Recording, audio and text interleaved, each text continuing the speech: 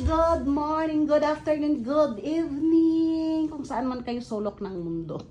So for this video guys, it's Saturday, so wala kaming work. So meaning, maglilinis tayo ng bahay. So guys, ito, tingnan nyo yung mero, grabe ang alikabok. Alam nyo ba guys, every week ko yung lilinisan? Yes, grabe pa din talaga ang alikabok sa amin.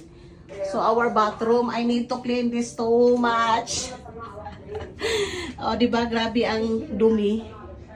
See, good luck sa i-arrange namin. Alam niyo ba, nagtataka ako dito. Dalawa lang kami ni Kitty Pie, pero hindi ko alam bakit ganito kadumi yung bahay namin. Yes, wala kaming bata, pero daming lilinisin. Oo, di ba? Parang may bata talaga.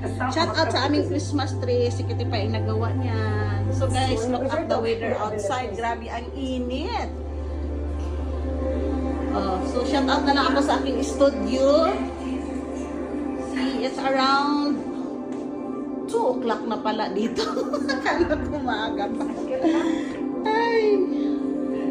So ayan, yung ref namin kailangan din linisan yan. Dito, ang dami ding alikabok.